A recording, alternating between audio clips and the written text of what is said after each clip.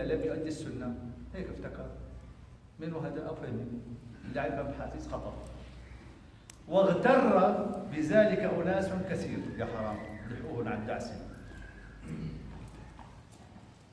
لذلك كنت أحب فعلا من إخوتي أن يدرسوا علم محرمة الأخ أخته الاسترجي يشدك بالرسم ويلبس عليه يزداد المنطق. وفي ناس يحرموا أصحى تدرسوا المنطق، ليه؟ درس المنطق تكشف الزغل تبعه لأنه معيار العلوم. إذن واغتر بذلك أناس كثير صلحاء حتى صاروا يباعدون أرجلهم عن بعضها كثيرا لكي يلزقوا أقدامهم بأقدام جيرانهم. يعني فشخ.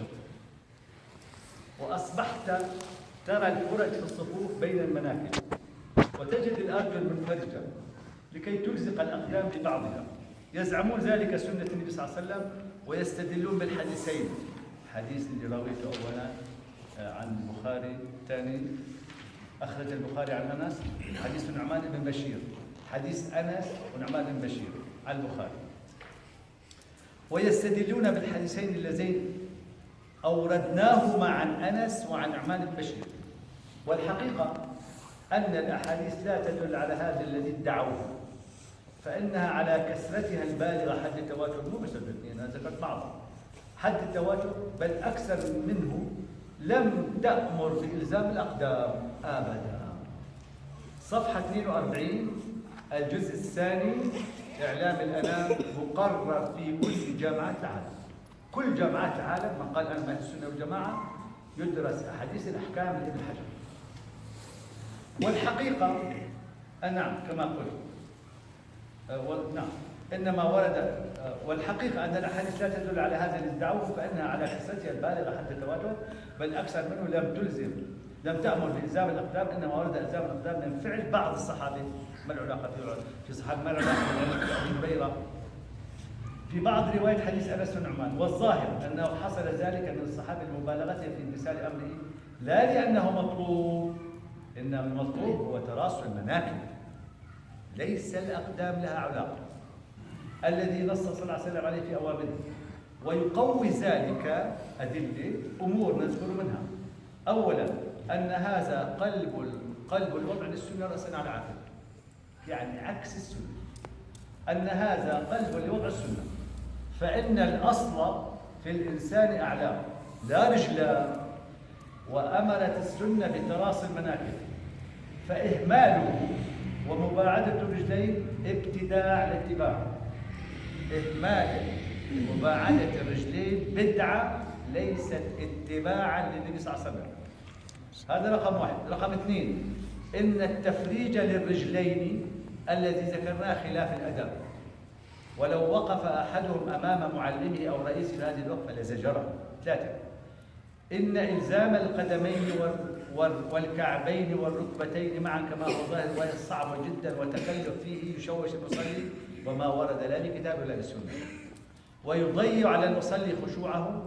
وهذا يدل على أن المراد المحاذاة ورص الصفوف وليس إلزاق الأقدام بالذات.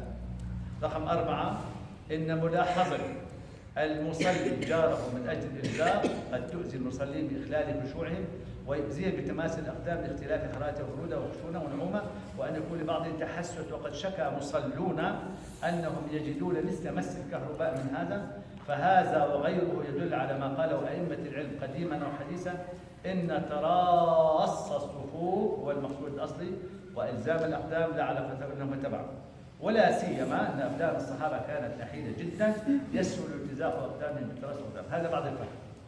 فهم آخر، هي رقم واحد. من المعلوم لدينا أهل السنة والجماعة أن المرأة يجوز لها أن تلبس الذهب، والنبي صلى الله عليه وسلم أمسك بشيئين، الحرير البلدي والذهب، وقال هذان صنفان حرام على أمتي حل لإناثها. وهناك أحاديث أجمع عليها العلماء على هذا. وجاء الآن في هذا العصر من يحرم على المرأة أن تلبس الذهب المحلق. سأقرأ الحديث الذي أجمع عليه المسلمون، وسأقرأ الأدلة التي قالها البعض، الذين لا علاقة لهم بالفقه ولا بالعلم. إباحة حلي الذهب للنساء. رقم الحديث 580 في إعلام الأنام، عفوا في بلوغ المرأة. عن أبي موسى رضي الله عنه أن الرسول صلى الله عليه وسلم قال: أحل الذهب والحرير للإناث من أمتي وحرم على ذكورها. رواه أحمد والنسائي والترمذي وصححه. طيب، الآن نبدأ بهذا الكلام الذي قيل صفحة 212. سأقرأ لكم حديث آخر، حديث: حرم لباس الذهب والحرير على ذكور أمتي وحل لإناثها. من رواه؟ اسمعوا. عن أبي موسى وعمر وعلي وعقبة بن عامر وآنس وحذيفة وأم هانئ وعبد الله بن عمرو بن العاص وعمران الحصين وعبد الله بن الزبير وجابر وأبي ريحانة وابن عمر ووائل بن الأسقع وزيد بن أرقم وابن عباس والبراء بن عازب. ومع ذلك جاء ناس قالوا لا، حرام أن المرأة تلبس ذهب. عددهم الصحابة: أبو موسى 1 2 3 4 5 6 7 8 9 10 11 12 13 14 15 16 17.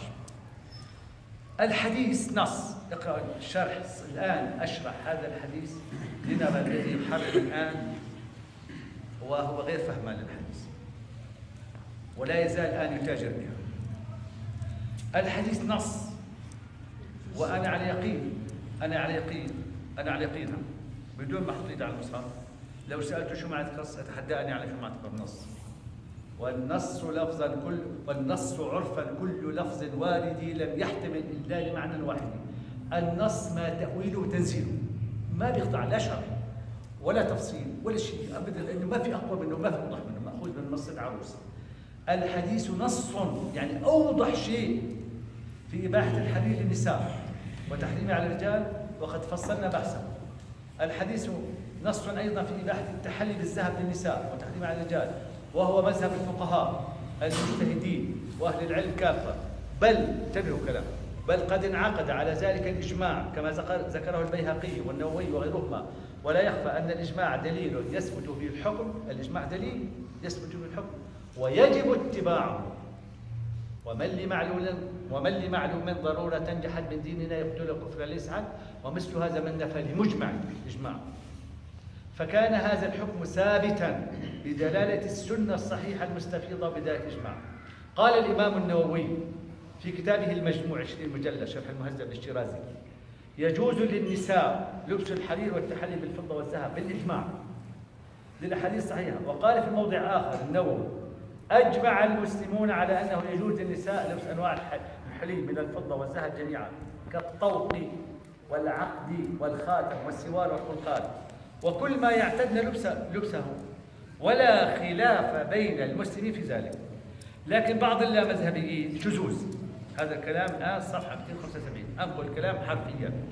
لكن بعض اللامذهبيين المتأخرين خالف في هذه المسألة مغترا.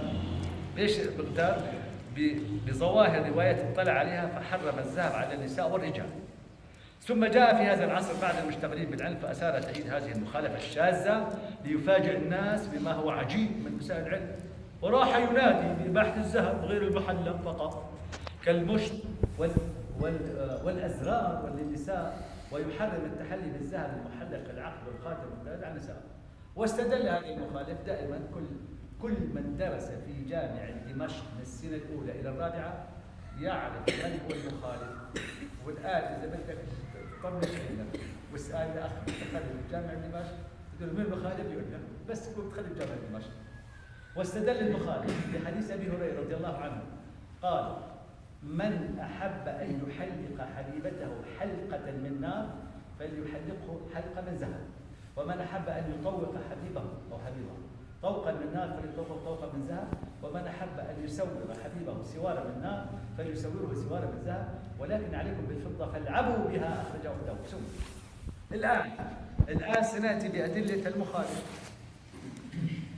وعن الآية كل هذه الأدلة سنأتي الآن بعدة أدلة لهذا المخالف، تجد أن الأدلة كلها خلبية. عن ربعي عن ربعي بن حراش عن امرأته عن أخته لحذيفة أن الرسول صلى الله عليه وسلم قال: يا معشر النساء، شو بيستدل ما يفهم شو بعد الحديث. يا معشر النساء، أما لكن في الفضة ما تحلين به؟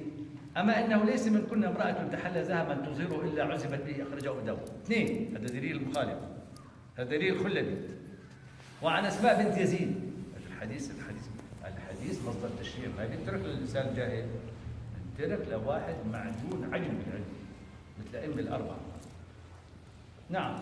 وعن أسماء بنت يزيد أن رسول الله صلى الله عليه وسلم قال: أيما امرأة تقلدت قلادة من ذهب قلدت في عنقها مثلها من النار يوم القيامة، وأيما امرأة جعلت في أذنها خرصا من ذهب جعل في أذنها مثله من النار يوم القيامة، خرجه أبو داود والنسائي. واستدل أيضا، هذا دليل الثالث، واستدل أيضا بحديث ثوبان: جاءت ابنته بيرة إلى رسول الله صلى الله عليه وسلم وفي يدها فتخ من ذهب فجعل رسول الله صلى الله عليه وسلم يضرب يدها، أخرجه الثاني.